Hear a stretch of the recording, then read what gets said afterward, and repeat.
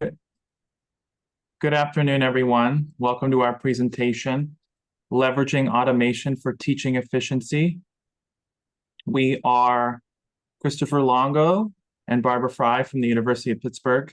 Hello, I am Christopher Longo, and I have over 10 years of experience in teaching and learning. I'm an instructional designer at the College of General Studies at the University of Pittsburgh, where I support faculty in the design and development of online courses.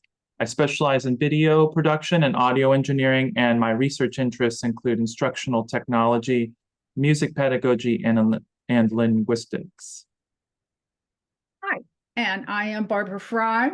I'm also at the University of Pittsburgh. I am an instructional design consultant with the centralized unit called Pitt Online. I've been with Pitt Online for almost 25 years. What I do is I help faculty develop online courses.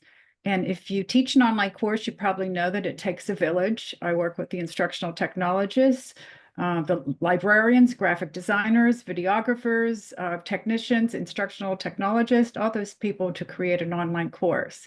But I also teach. I teach at Point Park University. They have a program, a master's program in learning, design, and technology. And I teach with that program as an adjunct, and I have I've been teaching with Point Park for a very long time. This program happens to be just 5 years old.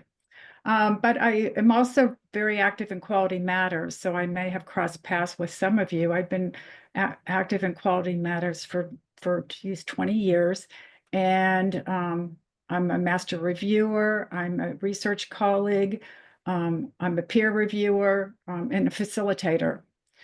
And a couple years ago, I co-edited, a book that was Quality Matters and the Publisher's Stylist, and that's called A Digital Guide to Accessibility. So you may have come across that book or some of my presentations on that topic, but I'm happy to be here. So on the next slide, we just have a couple goals, objectives that we have for this session, like any good Quality Matters participant. But I did want to say that what Chris and I are talking about is really the tip of the iceberg in automation. We have, kind of 8 categories that we were going to focus on, but you may have other tools that you have used and refined over the years. So I'm going to ask if, for the good of the group, if you have something that you use that you can recommend to other faculty members, would you please add it? Because, we're always looking for ways to be more efficient and save some time. So don't feel like you're limited to just the things that we talk about. And hopefully we'll have a few minutes at the end to look at some of the new tools that you suggest in the chat. But anyhow, what Chris and I were planning for today is we want to identify some teaching tasks that might be automated. And we selected eight kind of broad categories.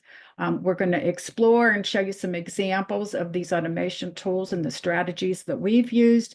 And then I hope by the end you'll be able to implement 1 or 2 of these strategies and save yourself some time, and not just save time, but perhaps enhance the consistency, the efficiency of your course. But before we get started, we're eager to see who is in our session. So would you please go to the chat and just let us know what role you have. Are you a higher ed faculty member? Are you a K through 12 teacher? Are you an administrator, an instructional designer, an instructional technologist, or something totally different that we didn't think of? Nursing. Okay. So Susan, I work with a lot of nursing faculty at the University of Pittsburgh, higher ed faculty. Loretta is an instructional designer, higher ed faculty development specialist, and a dean, full-time faculty. Okay. So thank you. Thank you for that. All right, then I want to get started by recognizing what some of the benefits are to automation.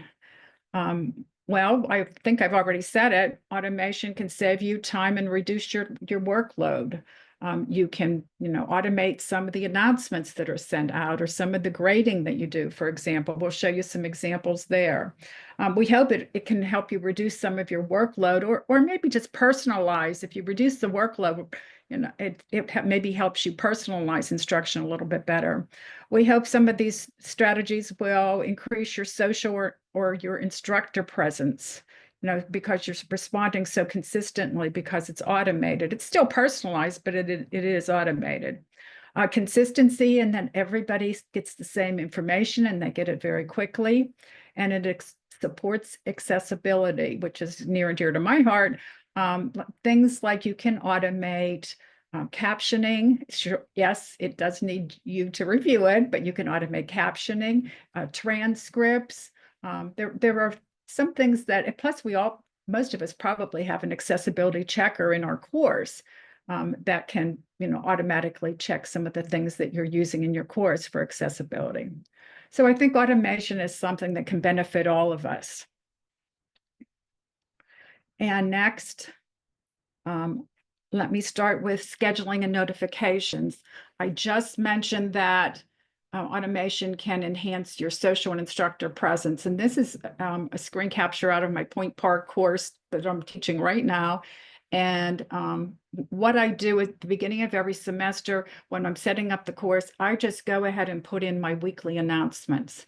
And for me, the weeks run Saturday to Friday night.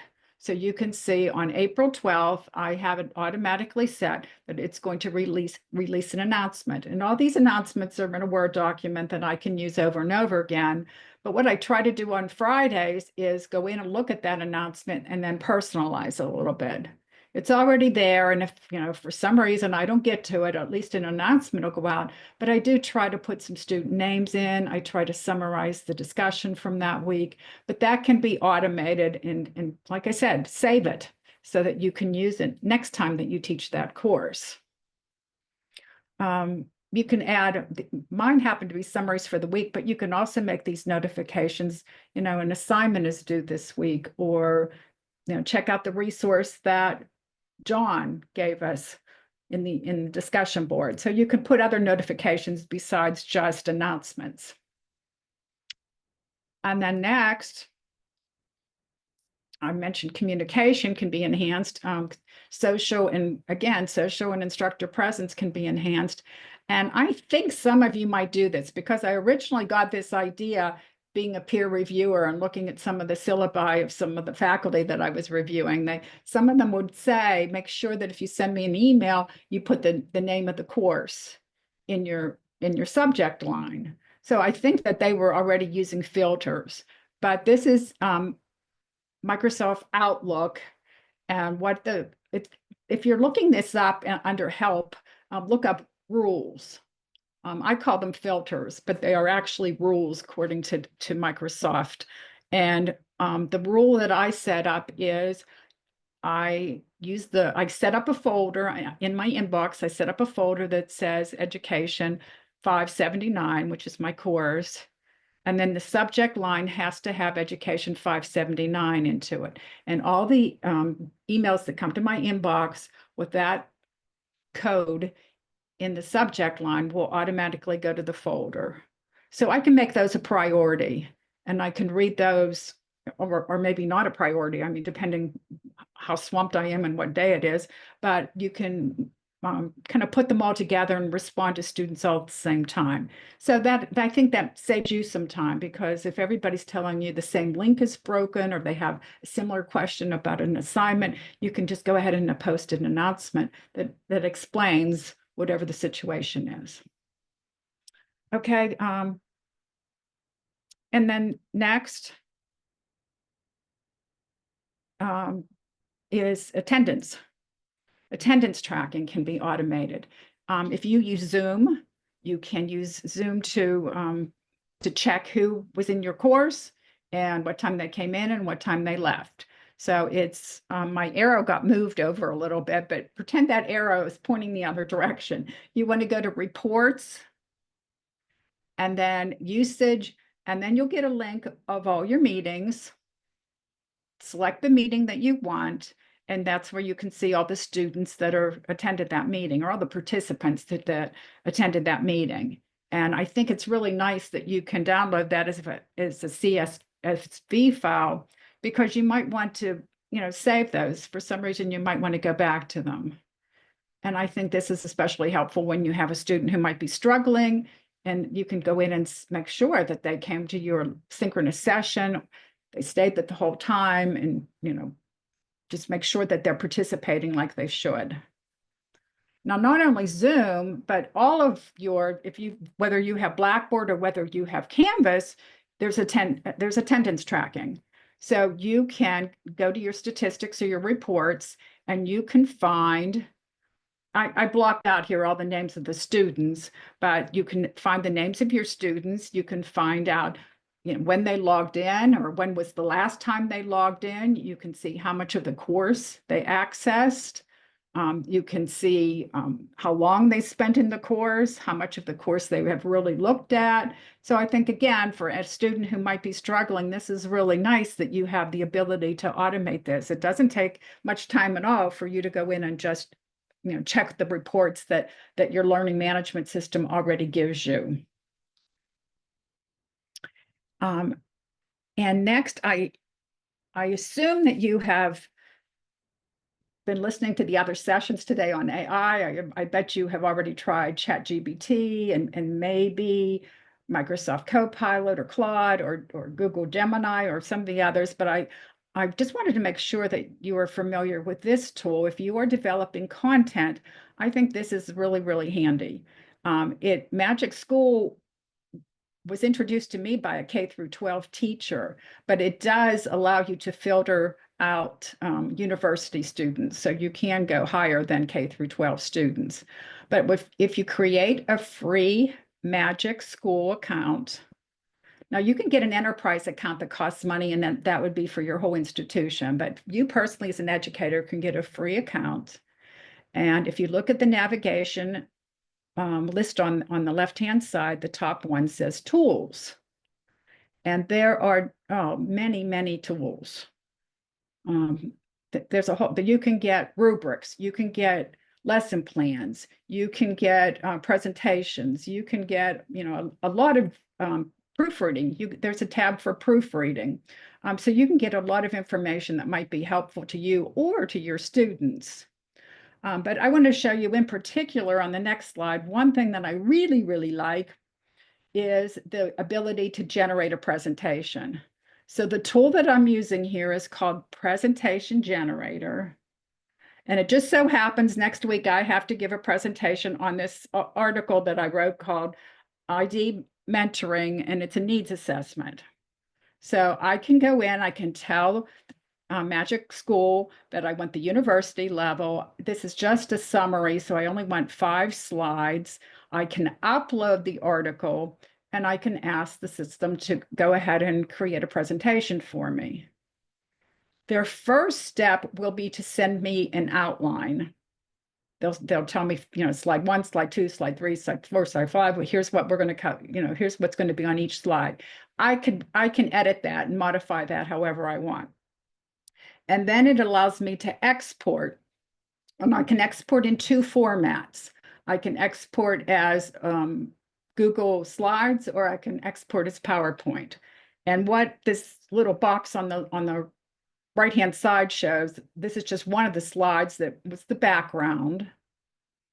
And the background, they gave me, the system gave me, 3 tips that should be included in the background slide. The slides are not fancy, they're just black and white. So I'm going to have to add a template to them and, make them look a little bit better. But it's certainly a big time saver just to be able to start the presentation with something. It's easier to start, for me, it's easier to start with something and edit it than it is to start completely from scratch. So those are just, 4 ideas of things that I've automated and I've found really, really helpful in my practices. I am going to turn the floor over to Chris, who is going to talk a little bit now about content delivery. Thank you, Barb. So depending on how you arrange your course, you can, whether your modules are set up as topics or weekly or units, content delivery in an LMS can be organized into modules. Modules are very powerful things in the sense that you can schedule when these are released within a semester at a certain time. For example, if you're worried about managing your course progression, you can schedule your course materials to appear throughout the semester. This way, students can access 2 or 3 modules or weeks of content in any given week. By scheduling and automating the content releases, you can make sure students have access to a lecture just before a discussion or a study guide a week before the exam. This approach helps with pacing and prevents students from feeling overwhelmed. When I work with a lot of instructors, this concept is one that is underutilized in the sense that we want students to have a certain amount of information available to them, but not always just 1 week. So essentially you can schedule this to have 2 or 3 weeks available. And so in doing that, you can schedule also requirements within each set of these modules. You can require students to work through the modules in a specific order, making sure each page, document, video, link, or assignment has been accessed. For instance, you can require students to mark as done when all the readings have been completed before contributing to the discussion. And so you can then go back into the LMS analytics and then review how long a student spent reading or viewing the content. You can set up as many of these content requirements as you like based on how you want your students to interact with the course content. So usually these requirements come in when you are unsure that students are reading the material or going into the discussions or assessments prepared. And usually these little fail-safes are helpful to indicate to students like, no, don't forget about this. You should probably check this thing or mark this as done before you move on to an assessment as it applies to your course. Within modules, you can also automate certain features such as pages, files, and assignments within a module, but you can customize the schedules even more. For instance, let's say you've released a module at the start of the week, but you want to give student answers to the midterm study guide later in the week. You can schedule when that specific page or document will be available for them to review. This feature also works for scheduling videos when you need a quick video demonstration before an assignment that requires that skill, or before the midterm. You can use it as a tutorial walkthrough on problem solving, new tools, tool navigation, or even give the class feedback on their previous week's assignment or participation. Sometimes some instructors like including these announcements as an overview as they start the week, and not always in an announcement. You can put in an announcement, but sometimes placing these videos within a module also helps with it getting lost, that information that is. So one cool thing about pages, files, and assignments nested in a module is that you can also hide the content after a certain time period. This is super helpful for when you want to remove content, videos, or files after an assessment has been submitted, or for student participation. Once the deadline passes, the page or document where students have contributed will be inaccessible. You can set up review materials to disappear also after the test, or restrict access to a time-sensitive resource. This way, you can help students stay focused and avoid confusion.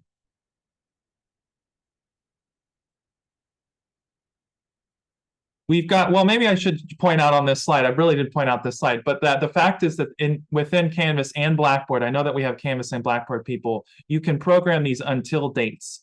And that's how you would go into each assignment page, wherever you're housing this content, you can then program this until date.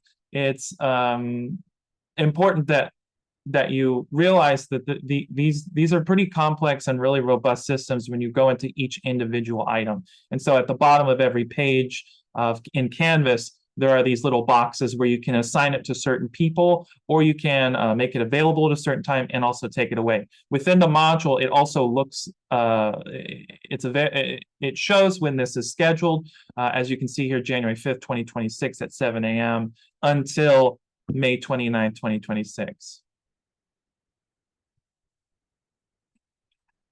So now we have auto-graded assessments.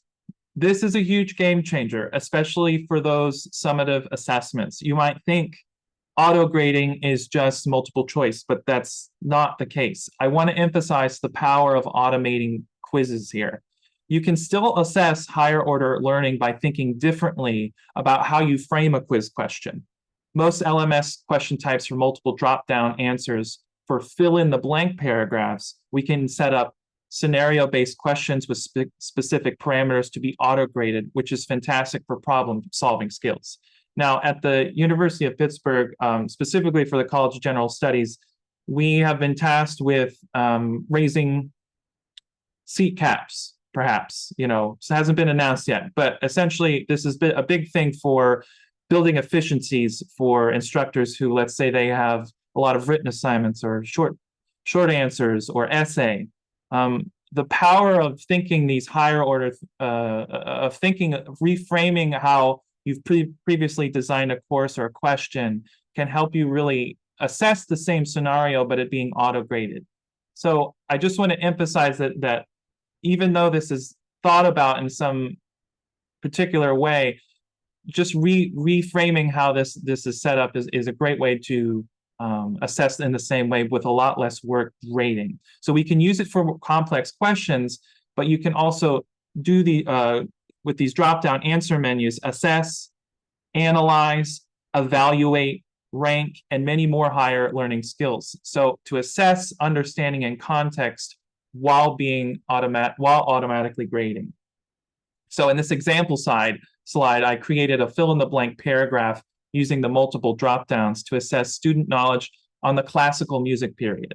I've included dates, composers, textures, harmonies, melodies, and forms all in one paragraph. So for the first question, you can see where 3 answer options are provided. Even though this question is listed as 1 point, the LMS can calculate fractions based on student performance. And you can program the question to be worth 8 points with 1 point per drop-down blank. Lastly, let's not forget the power of automated feedback. It's the final tool to the teaching circle that we need to bring in here, and it can be automated to provide instant feedback on many question types. For example, if a student answered incorrectly on this question, I could refer the students to the textbook, say, please refer to the textbook on chapter 2 on page 85. This not only saves us time, but also gives students immediate insights into their performance, helping them learn more effectively. So automating these aspects of grading and assessment, we can free up valuable time while still maintaining the integrity of our evaluation, specifically when your seat caps get raised semester to semester. So here we have a screenshot from a quiz questions analytics. As you can see here, everyone in the class did not get it right. Out of the 4 answer question options, there are 3 of them that different students have chosen. This might mean there's a bit of confusion about the topic, which should definitely address it in an announcement and make sure that the course content clearly explains it in future iterations. Importantly, for every grade and assessment, the LMS captures analytics based on the assignment, question, class average, and individual performance. It's crucial that we remember the power of data and regularly evaluate the effectiveness of our courses, both this semester and from semester to semester. This analysis helps us assess the effectiveness of our teaching, the content, and the assessment strategies. Most importantly, it's automated and there for you just to review. So lastly, or not lastly, I shouldn't jump ahead. I wish it was lastly. No, let's talk about how we can automate teaching even more efficient, especially when it comes to peer review. Peer review is super important for students, but it can be a huge time suck and a pain to manage. LMS platforms have tools that can automate a lot of the process for us. The LMS can automatically enroll students in the peer review assignment, so you don't have to worry about setting it up manually. Or if you prefer to be more hands-on, you can customize who works with who. This process can also work with groups as well as individual students. Instead of having to manually assign which groups review whom, the LMS can automatically assign peer review groups, ensuring fairness and variety. The system handles the distribution of papers or projects to their assigned reviewers, so you don't have to worry about students emailing or uploading files multiple times. You can set specific deadlines for both submission and review phases, and the LMS will automatically remind students and track progress. Tying into this is the feedback, and it's a fantastic way to bring in a rubric to get feedback on the work. You can attach rubrics to the assignment, which will help students understand what's expected of them and how to grade their work. This will encourage your students to give you constructive feedback and focus on the grading structure of the assignment. If your LMS doesn't support peer reviews, I recommend a third-party alternative called Peerceptive. It does everything described above and more. Peerceptive was developed at the University of Pittsburgh Learning, Research, and Development Center, one of the leading interdisciplinary research centers in the country, dedicated to the science of learning. So in here, you can see that there are some numbers in here for the rubric, as most of us are familiar with rubrics, but you can also, with these little question, or what are those called? Speech bubbles. You can write in individual comments, and even below the entire rubric, you can write an overview comment as a rubric. And it's a really just nice way to see a lens of, does this have this, this have this? Because I think the biggest flaw that is noted in research is that students are not as critical as you'd like them to be. Rubrics help with that. Okay, let's talk about this awesome AI study creation tool called Notebook LM. It's been getting some press, but I still feel like not a lot of people know about it. It's got the potential to change how faculty interact with course materials forever. Well, at least until it's not free anymore. You can create your own digital folders called notebooks, ideal for organizing projects and research notes.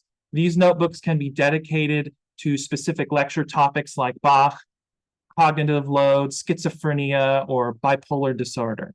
Faculty can use Notebook LM for all sorts of things, from developing new courses to presenting information, just like we're doing right now.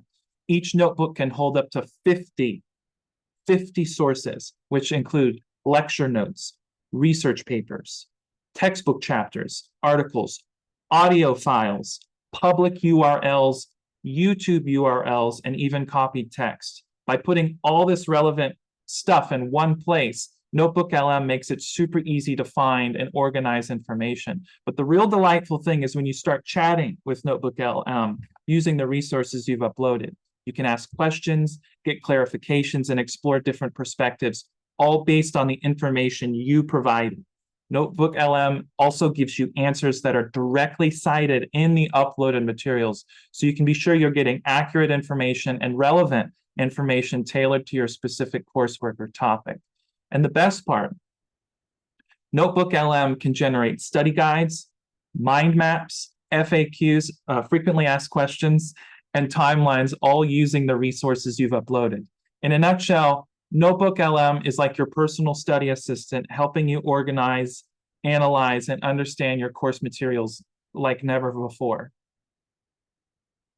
Now, this is something that the first thing that came to mind that I wanted to include in this piece, in this session. It's one that I use quite a bit, and it's exciting to talk about it because it's a feature that I think is really interesting and really captivating. It's called Audio Overview, and it's a perfect way to for those who prefer listening or to learn on the go. Here's how it works. So, like I said before, you upload your resources, and then this feature turns all of that content into a podcast-style audio summary. Two friendly AI hosts explain the key points and concepts a way that's easy to understand and engaging. You can even customize the audio overview, as you can see here in this little box, by telling the host who you want to hear it for and what topics you want to focus on. And the best part, you can even chat with the AI host while you're listening by selecting join and asking questions. This feature is a game changer for anyone who wants to learn more while they're on the go or doing something. This is specifically for multitaskers or people that just don't have the time to sit and read case study after case study. It's like having a personal tutor who's always with you, ready to help you out. And so I've been using this feature myself. It's been a lifesaver. I'm a young dad with 2 kids under 3, and I don't have much time to myself. But with the audio overview feature, I can still learn and stay on top of things, and I can listen to the overviews while I cook, drive, or even just relax and just catch up on reading I need to manage. It's a great way to make the most of my time and learn something new. So again, Notebook LM audio overview feature, can't say enough good things about it. Really recommend. And that brings us to some questions. I know that was probably a lot. I've been seeing Barb managing the chat. Thank you, Barb. If anyone has any questions they'd like to clarify or ask, please feel free while the time that we have left. I asked Jennifer if she would be comfortable talking a little bit about how she uses Notebook LM because Oh, she's perfect. a big fan. Laura too. I am a big fan. I use it in a couple of different ways. One nice thing about Notebook LM for me is that it's kind of a walled garden. It's only going to use what you put in there, and it's not going to take anything that you've done while you're in there and use it anywhere else either. So it's a nice place to put that for me personally, to put in reports and other things and have it help synthesize information from a lot of disparate sources and come up with some overall recommendations that I can kind of talk back and forth with and come up with something. And then I teach a graduate course, teaching and learning with technology, and with that I like to add in a lot of different research articles and other pieces so that the students can then go in and have more deep conversations with sources as we're moving through things. I always teach in the summer, so we're always moving so quickly. So just a chance for them to go in and discuss in a completely different way that they're not used to. So those are my two. Thank you, Jennifer. And Laura, you mentioned you used the podcast. I do. I really like the Notebook LM podcasts. You can take a PowerPoint you've created and just put it in there, and it creates the podcast for students. You can tell them, tell Notebook LM who your audience is. So it kind of, speaks to them as if they are the ones targeted for the podcast, which is pretty cool. And students have enjoyed it as kind of an alternative format to just reading through a PowerPoint. Yes, it's free. Teresa, yes. It's free for now until enough people probably use it. Yeah. So no, you don't have to keep it on the down low. But when I first found this thing, I actually tricked some people in my office about it. I took the PowerPoint from one of our very private cohort meetings that we have, and I took the transcript and I just put it into the notebook, and I created an AI, the podcast, and I sold it to him as like, did you hear about this magazine that did an article on us? They did a podcast. I started playing the podcast. They couldn't believe it because it started mentioning people by name and like what we do. We're so special at the College of General Studies. It just like, I totally got them. That's how captivating and like really believable these voices are. Like you'll hear the podcast hosts like stutter, or like very human things are programmed into it. And I just think it's a wonderful resource. I wanted to ask Jonathan, do you want to say anything about Peerwise? Because I'm not familiar with that.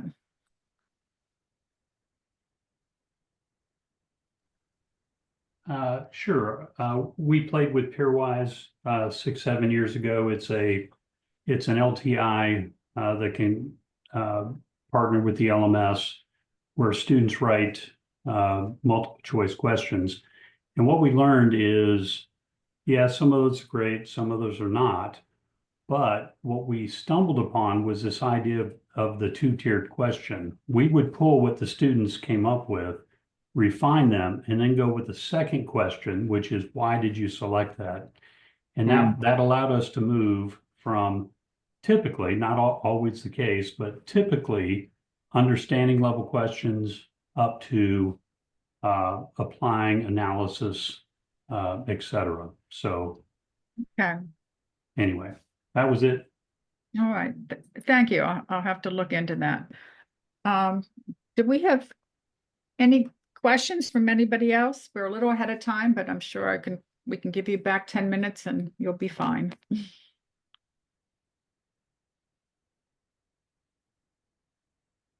All right. Well, thank you. Thank you for participating, and enjoy what's left of the conference.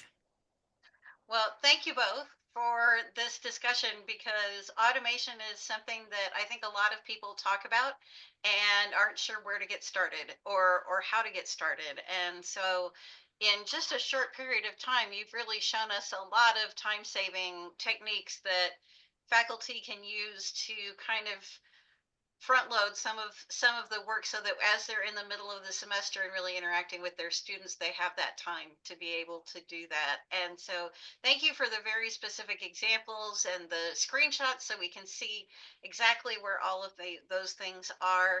Everyone, we will be back again for one more session and then our wrap up. So stick around for just a little bit longer and you've got time to take a little break. Thank you for being here. Thank you, Jennifer. Have a good Thank you, evening. Jen. Thank you.